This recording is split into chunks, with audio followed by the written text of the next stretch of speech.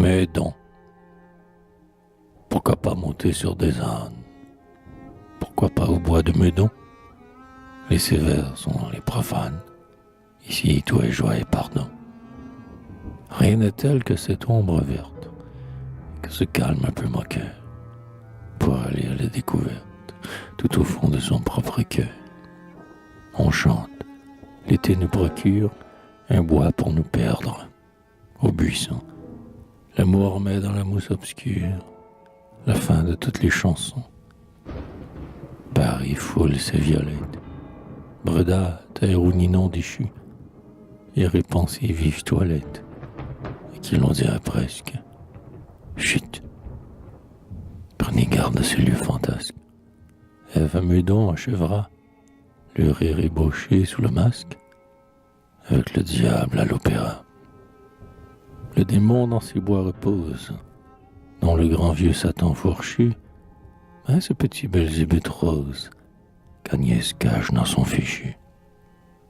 On entre plein de chastes flammes, l'œil au ciel, le cœur dilaté.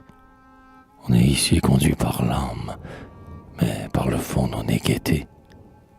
La source, c'est la nymphe nue. L'ombre au doigt vous passe un anneau, et le liseron insinue ce que conseille le moineau. Tout chante, et pas de fausses notes.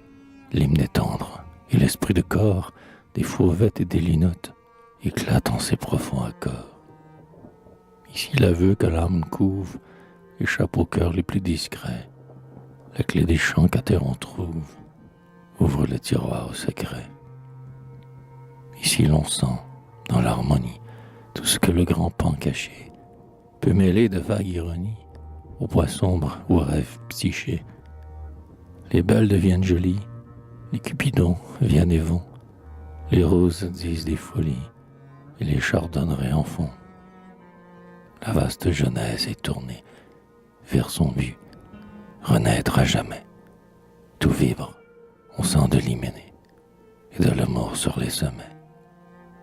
Tout veut que tout vive et revive, et que les cœurs et que les nids, l'aube et l'azur, l'onde et la rive, et l'âme et Dieu soient infinis. Il faut aimer. Et sous lieuse, on sent, dans les beaux soirs d'été, la profondeur mystérieuse de cette immense volonté. Cachant son feu sous sa main rose, la vestale ici n'entendrait que le sarcasme grandiose de l'aurore et de la forêt. Le printemps est une revanche. Ce bois sait à quel point l'étain, les gens, les saules, la pervenche et les glantiers sont libertins.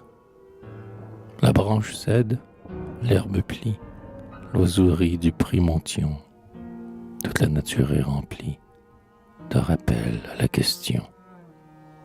Le hallier sauvage est bien aise, sous l'œil serein de Jéhovah, quand un papillon déniaise une violette et s'en va. Je me souviens qu'en mon bas âge, ayant à peine 17 ans, ma candeur un jour fit usage de tous ces vieux rameaux flottants. J'employais, rôdant avec celle qu'admiraient mes regards heureux, toute cette ombre où l'on chancelle à me rendre plus amoureux.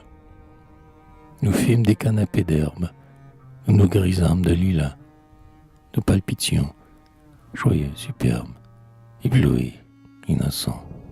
Hélas, penchés sur tout, nous respirâmes l'arbre, le pré, la fleur, Vénus. Ivres, nous remplissions nos âmes de tous les souffles inconnus. Nos baisers devenaient étranges, de sorte que, sous ces berceaux, après avoir été deux anges, nous n'étions plus que deux oiseaux. C'est l'heure où le nid se couche, où dans le soir tout se confond. Une grande lune farouche rougissait dans le bois profond. L'enfant, douce comme une fête, qui m'avait en chantant suivi, commençait, par les stupéfaites, à trembler dans mon œil ravi. Son sein soulevait la dentelle. Homère, au brouillard de l'Ida, marions-nous, s'écria-t-elle, et la belle fille gronda. et sans plus attendre qu'il nous marie avec 2 mots. Puis elle reprit, sans entendre le chuchotement des rameaux, sans remarquer dans ce mystère le profil des buissons railleurs. Mais où donc est le presbytère? Quel est le prêtre de ces fleurs? Un vieux chêne était là, sa tige eût orné le seuil d'un palais. Le curé de Meudon, lui dis-je, l'arbre me dit, c'est Rabelais.